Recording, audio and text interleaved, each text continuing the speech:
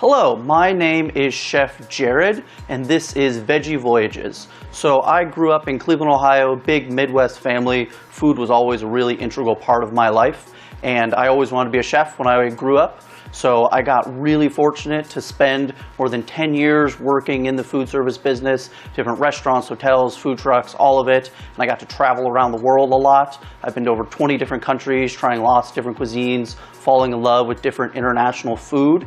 And about 2 or 3 years ago, I started cooking and eating vegan and plant-based food because I wanted to do something good for the planet. But the problem was I had already fallen in love with all those international cuisines, so I didn't want to compromise on the food and the dishes I loved. So I set out on these veggie voyages to take you all over the world and recreate these vegan dishes, these vegan flavors with all of the same gusto and flavor from before. So today, we're going to start that journey with a Spanish-inspired meal. For the appetizer, we have Patatas bravas, so traditional fried potatoes, tapas snack with a nice smoky roasted tomato sauce, creamy garlic aoli. The main course is going to be a really rich, hearty lentil stew, flavored with lots of mushrooms, lots of veggies, lots of Spanish herbs and different flavors. And then for dessert, we're going to finish it off with a nice, creamy, rich rice pudding, lots of coconut milk in there, some vanilla, some sugar, some oranges. Finish it off with a little roasted almonds. So I hope you're going to enjoy this lovely meal we're going to prepare today.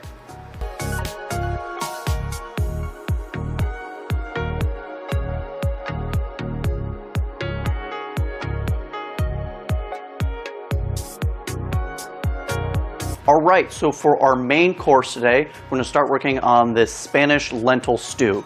So as you can see, we have a whole lot of fun veggies up here, and lentils are a really, really great vegan stand-in or a vegan centerpiece because they're rich, they're hearty, they're filling, lots of fiber, lots of protein, so they really kind of stick to your bones, makes a really satisfying meal.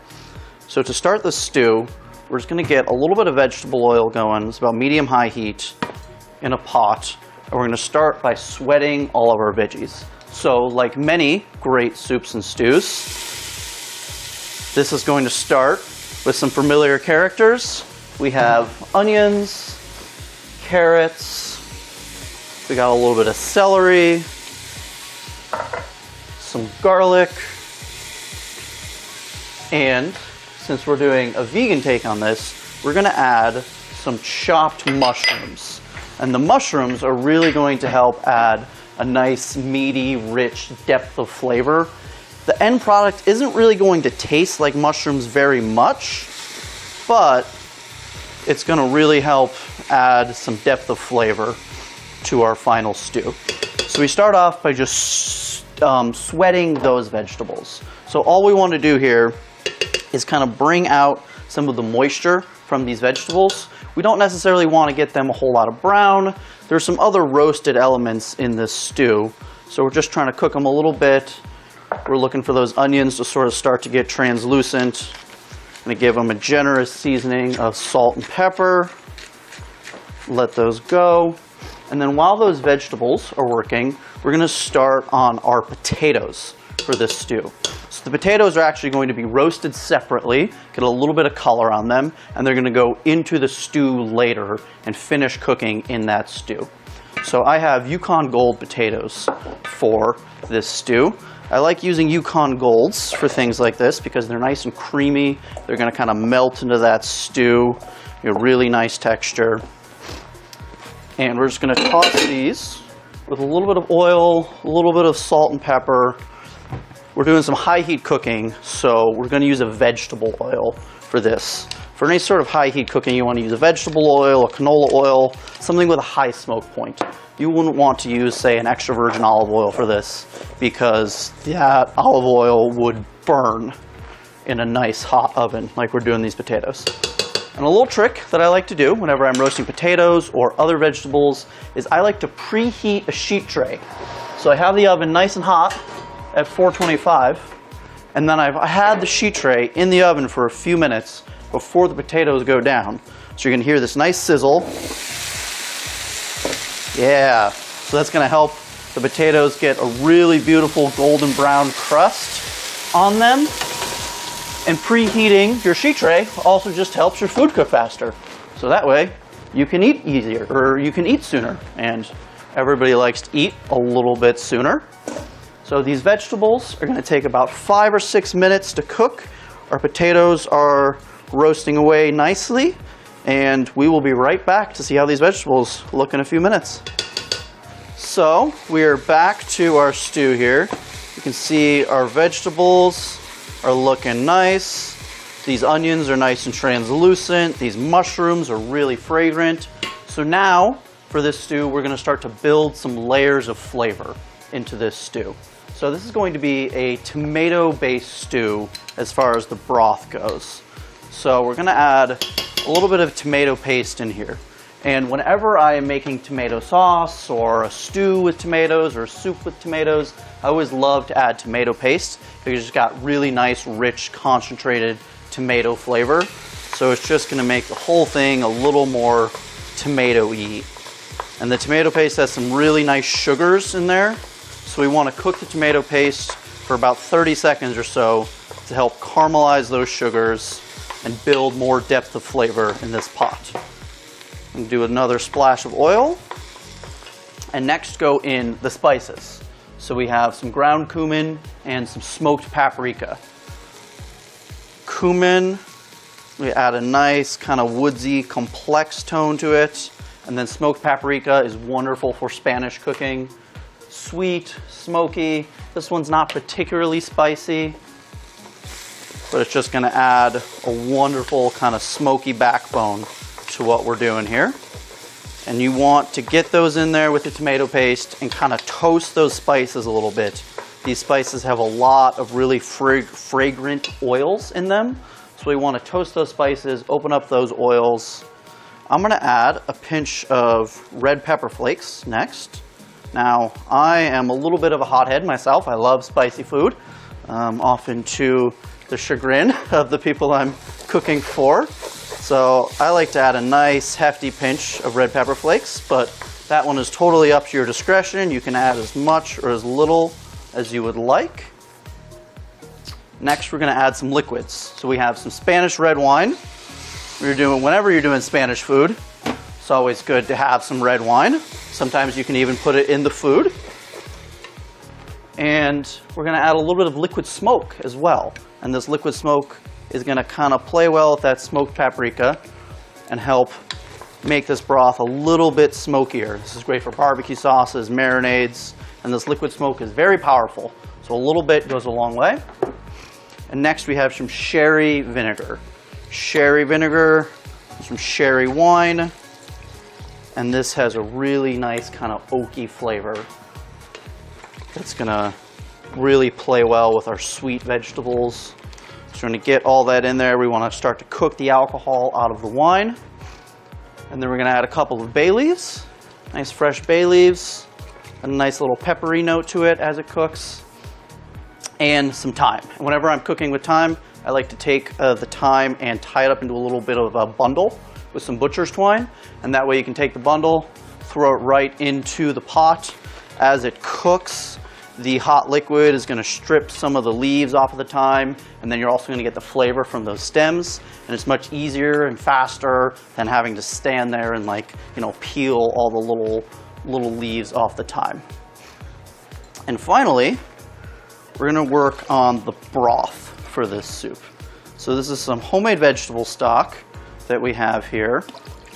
And what we're going to do is add a couple of roasted bell peppers. So I just charred these off on the stove earlier, and I got the skins off, I got the seeds out. And that's going to add a nice smoky sweetness, a little bit of charred flavor. And then I have some canned tomatoes that are going to go in there. So this is a tomato-based broth again. Canned tomatoes are really good for soups and stews and things like this because they're harvested when they're nice and ripe. And then you can get it without the skins. When you use fresh tomatoes, a lot of the times you'll get the skins in your sauce and your stew, and you have those kind of like long curly pieces. So the canned tomatoes help you avoid that. So all we're going to do is just give this a little bit of a blend, just till it's nice and smooth.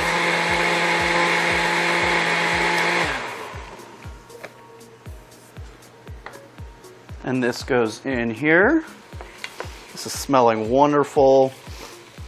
Those spices become so much more fragrant when you toast them.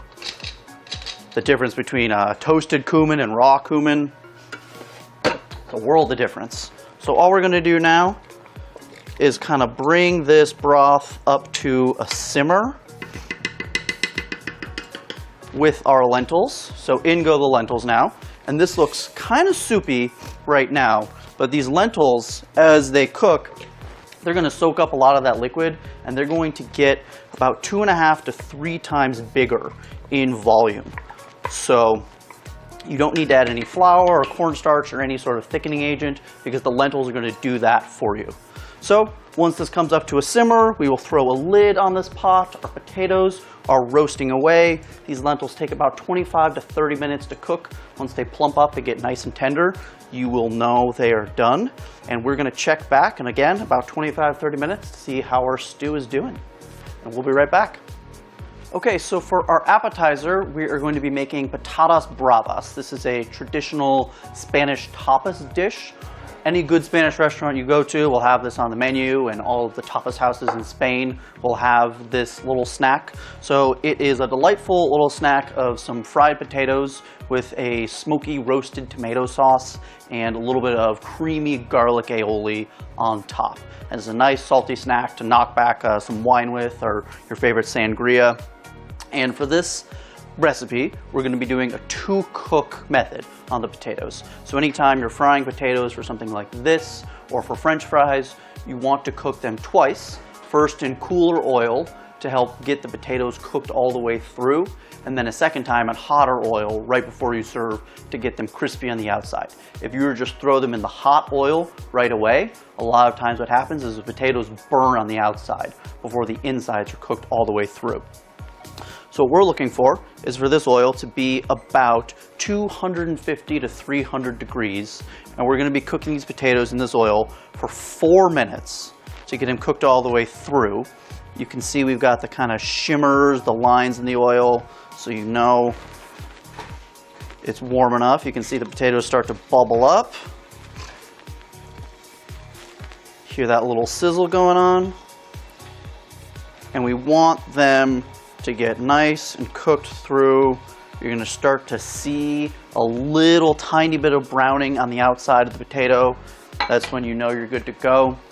And we will check back in on these guys, and again, about 4 minutes to make sure they're nice and cooked through. We'll be right back. Okay, so we're going to check back in on our potatoes here. They've been in the oil, again, this is about a medium heat, for about 4 minutes here. You can see they're starting to get a little bit more translucent. So now all we do is go ahead, just fish them out of this oil. If you don't have a spider strainer like this at home, it is a really great tool. Helps get things out of oil, out of water. And we're going to put them on this rack here so that all that excess oil can drip down. It's going to help keep our potatoes from getting greasy at the end. So these are almost all the way cooked through. And again, right before we serve, we're going to crank this oil up a little bit hotter and get the outsides nice and golden brown and crispy.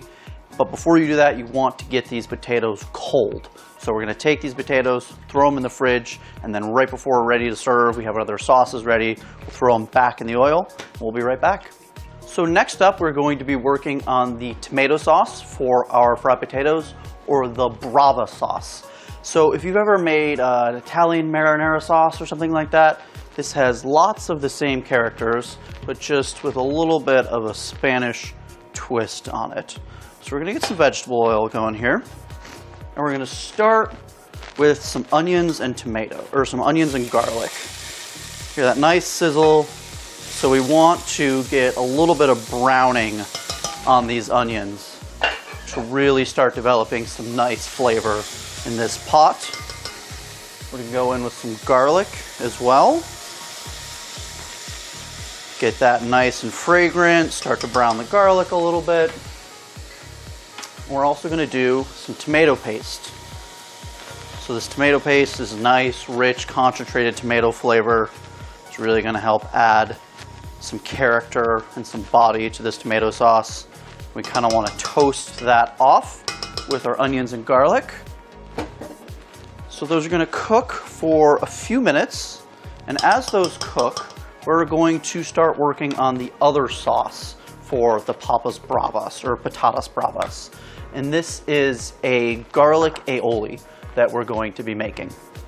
Now, aoli, or mayonnaise, typically has eggs. So to make a vegan version, we're going to be doing a tofu-based garlic aioli.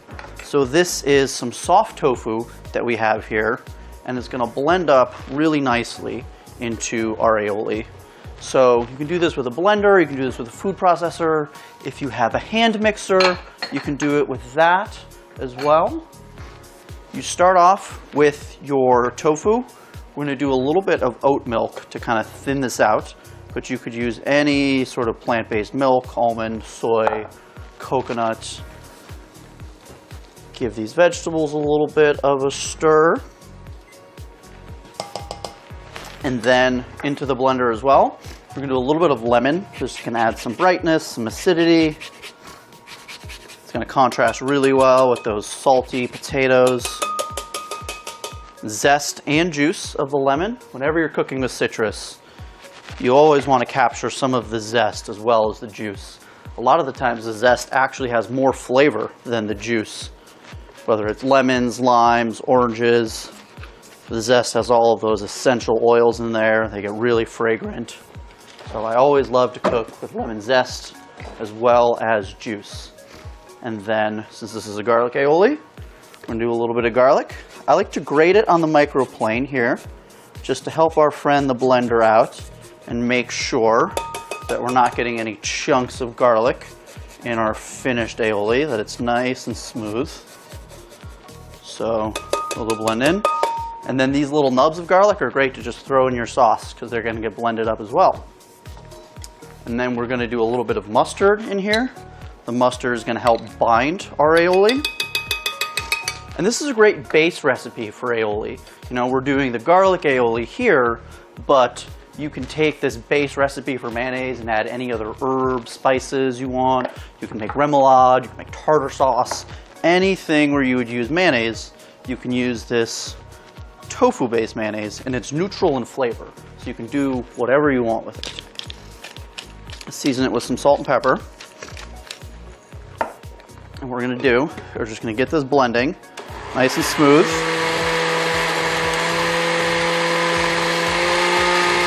Let it catch. And sometimes you might need to give it a little bit of encouragement to get it to blend. So we'll get that nice and smooth. There we go.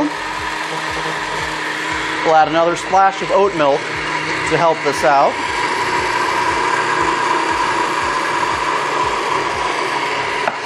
And now what we're doing is we're going to add some oil into the aioli as it's blending.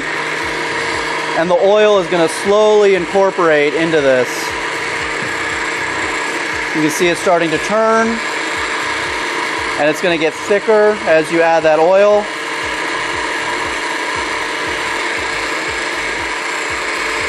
There we go.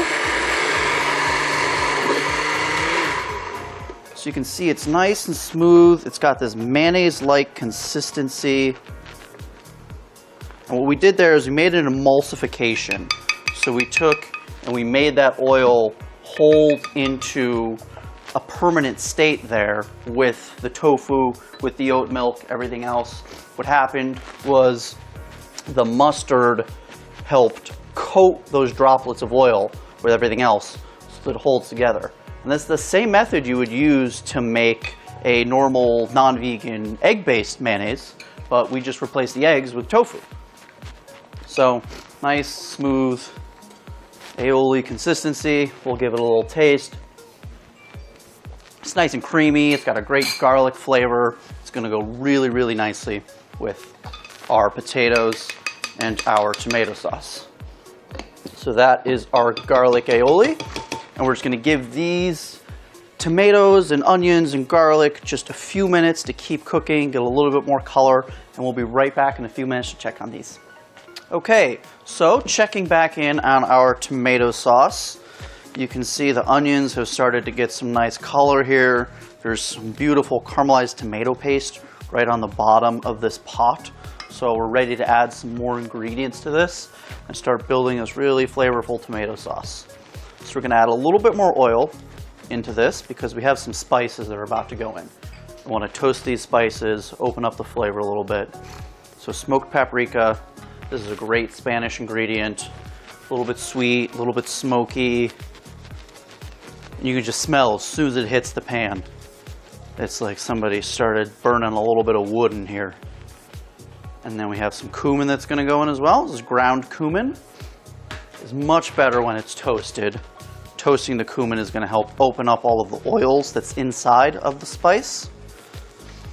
And that, again, is super fragrant as soon as it hits that warm pan. And then we have some crushed red pepper flakes. Now, I like my food quite spicy, so I'm gonna add a good couple pinches of red pepper flake to this. But that is totally up to you. You can add as much or as little pepper flake as you would like. If you're entertaining, if you have family over, it's usually better to err on the side of caution with spicy food. You can always serve some pepper flake on the side for those who want to do it a little bit hotter. And hit this with some salt and pepper. I like a nice coarse kosher salt to season with. I like to be able to have something where I can kind of feel the granules of salt in my hands, get really used to seasoning with it. And then for our Spanish twist, we're gonna add some roasted bell peppers. So earlier I charred these peppers off. I got the skins off, I got the seeds out, and these are gonna add a nice charred sweetness to our sauce. So this is where we start to differ a little bit from a more traditional Italian marinara sauce. We're gonna add some sherry vinegar. So this is made from sherry wine. It's got a really nice oaky complexity, and it's gonna add a little bit of an acidic backbone to the sauce. And that acidic backbone is gonna contrast really well with those crispy, salty fried potatoes. So we're gonna give that vinegar just a second to cook out a little bit. You can see it starting to bubble up. And then next we're gonna go in with our tomatoes. So these are crushed canned tomatoes. I love using canned tomatoes for sauce because they're nice and smooth. They don't have skin on them like those fresh tomatoes do. And when you use canned tomatoes, they're picked when they're nice and ripe. So if you're trying to make tomato sauce and it's not the summertime, it might be hard to get fresh tomatoes that are good for sauce. But the canned tomatoes, you know, are always going to be high quality, nice and consistent. And then finally, we have a little bit of vegetable stock here. So this is a homemade veggie broth. If you can make homemade stock, it's always better. And all we're going to do here is bring this up to a boil. Once it comes up to a boil, we're going to take that heat down to a simmer, and we're just going to let those tomatoes and the peppers and the onions simmer for about 20 minutes or so that they can get nice and smooth. We want them soft enough that we can throw them into a blender and get them into a nice, smooth sauce. So again, about 20 minutes. We'll check back in those. Should be ready to blend. It's going to go wonderful with our potatoes, our aoli, and we will be right back.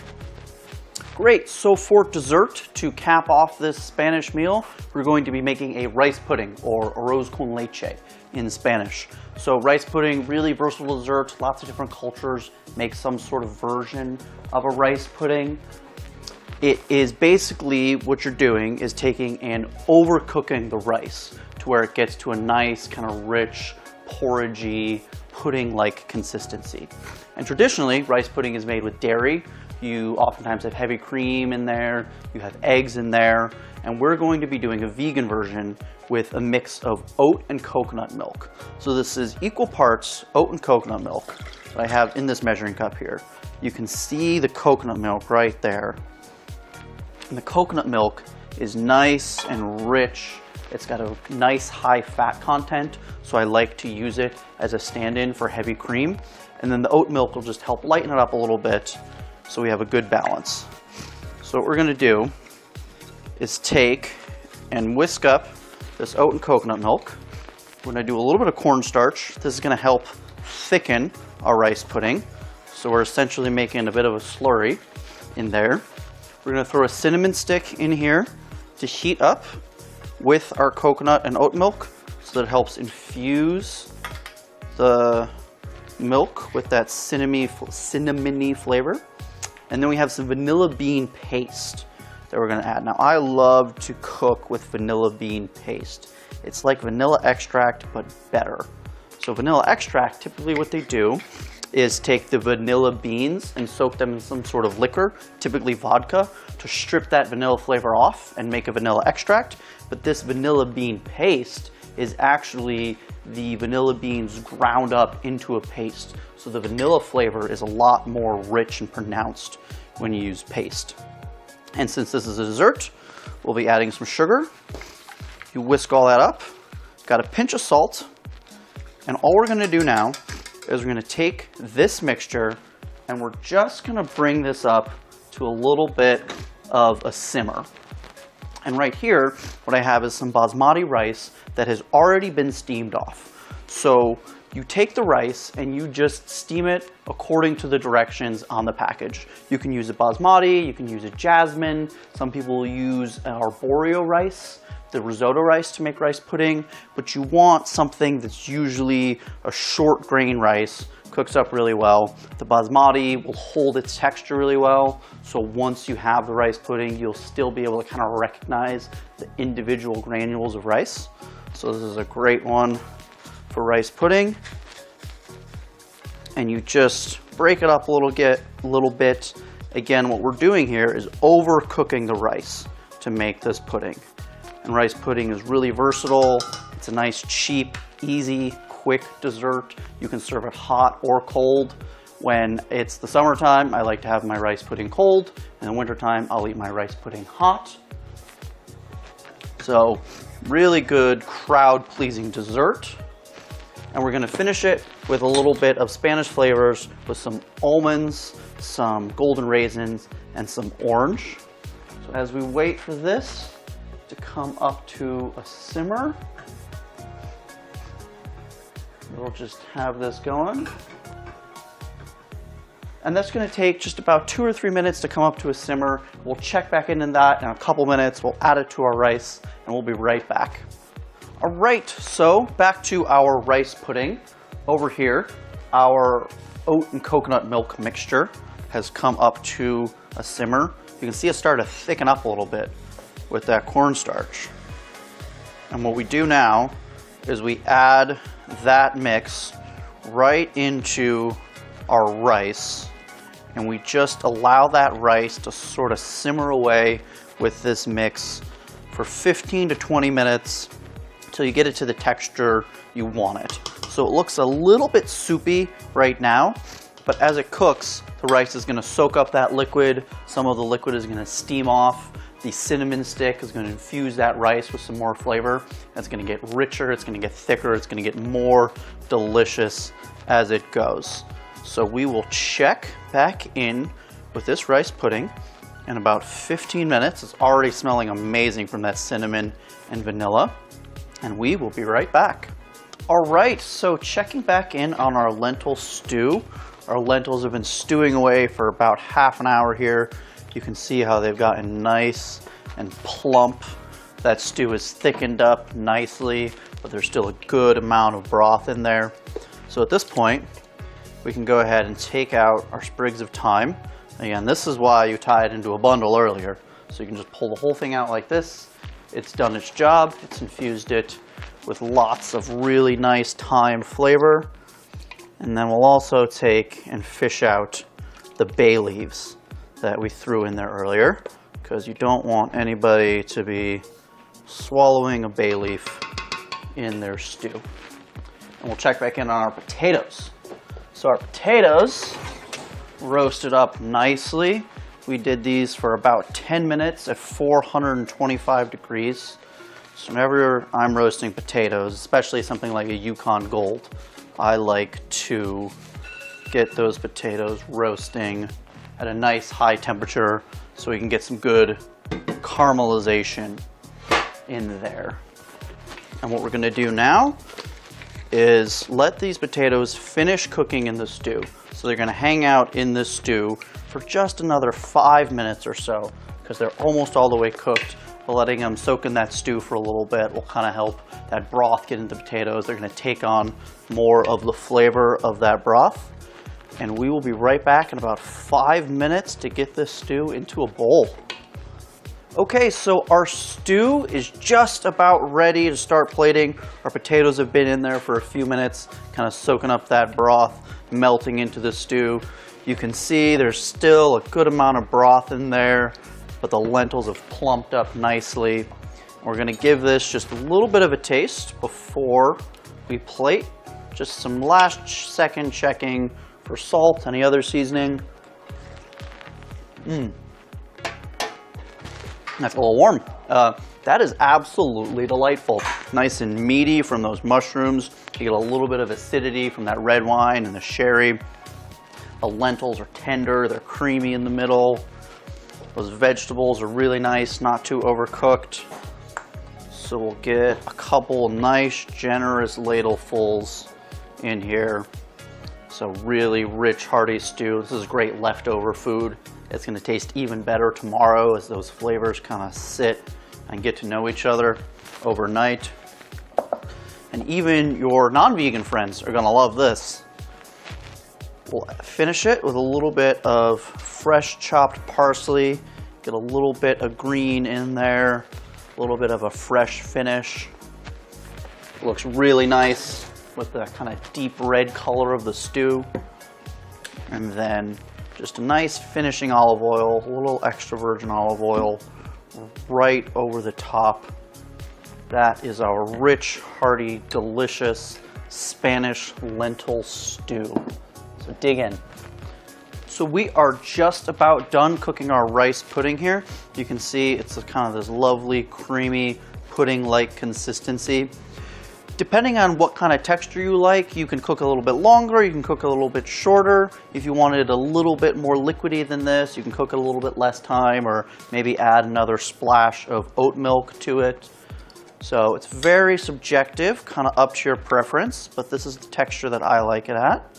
We're gonna give it a little bit of a try. It was really nice, that vanilla, that cinnamon really comes through. Gets the rice nice and seasoned. And we're gonna finish this with a little bit of orange. So zest and juice of some orange. And the rice pudding itself is nice and rich, it's sweet.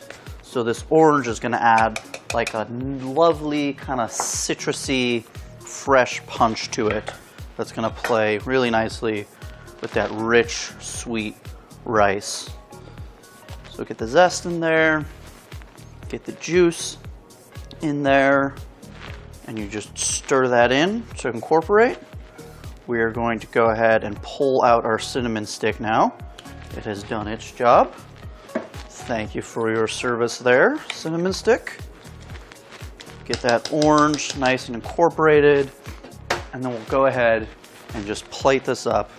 Nice, generous scoops into the bowl. Again, you can have this hot or cold. If you wanted it cold, you would just get it into some bowls, throw it in the fridge, let it cool down for a minute. But I am gonna go ahead and serve this up while it's nice and hot, because I prefer it hot, and patience is a virtue I don't always have. So we're gonna finish this with a little bit of ground cinnamon. Gives it a nice kind of finishing look. Helps bump up that cinnamon flavor a little bit more. And then here we have some Marcona almonds. So these are Spanish almonds that are fried in olive oil and tossed in some sea salt. So they're a little bit softer, a little bit creamier than regular almonds. I love to use these for Spanish cooking. They're great in snack boards and stuff like that. But if you're not able to find them, you can always just use some regular toasted almonds. And then we have some golden raisins. So these are my favorite kind of raisins. I think they add a really nice color to this dish, and they're a little bit lighter than the purple raisins. But you can use purple raisins if you prefer, or any sort of dried fruit, cranberries, cherries would work well, whatever you like. So this is our dessert our wonderful Spanish rice pudding with cinnamon, raisins, almonds, and orange. Dig in, enjoy. Okay, so we are going to go ahead and fry up our potatoes here for our patatas bravas. So these potatoes have been chilling in the fridge for about half an hour, so they're nice and cool right now. And we've got our oil nice and hot. Before, our oil was at medium, and now we are pretty much all the way up. You can see simmers up nicely. These potatoes are going to be in this oil for about 3 minutes or so. What we're looking for is that nice golden brown color on the outside. And this is where that two-step method for cooking the potatoes is really helpful. So while those potatoes are frying, we are going to blend the brava sauce that we did earlier. So we have our tomato sauce here. You can see the tomatoes have cooked down really nicely. Our onions, our garlic, our bell peppers that are in there, nice and soft. So we just put this into the blender. We want to get this smooth, but I don't want it to be like super smooth, baby food smooth or anything like that, because this is a nice rustic dish, so I like it to be just a little bit on the chunky side. Nothing crazy. You can also use a stick blender or an immersion blender to do this if you'd like. I'm going to finish with a little bit of olive oil just to make it nice and creamy, and another touch of salt. And we're just going to get this blender on. Just a little bit of a blend. So that's all it takes. You know, that was just maybe 15 or 20 seconds. And now our sauce is ready to go.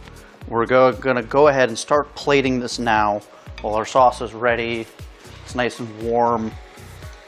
You want to plate this and serve this as soon as these potatoes are ready, because you want these potatoes to be nice and crispy and piping hot when everybody starts to dig into them. So we'll just give this sauce a little bit of a taste to make sure we're good on seasoning.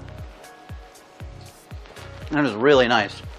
It's just got wonderful depth of flavor in there. The garlic really comes through. That smoked paprika really comes through. And just a little bit of a different twist on your typical marinara sauce.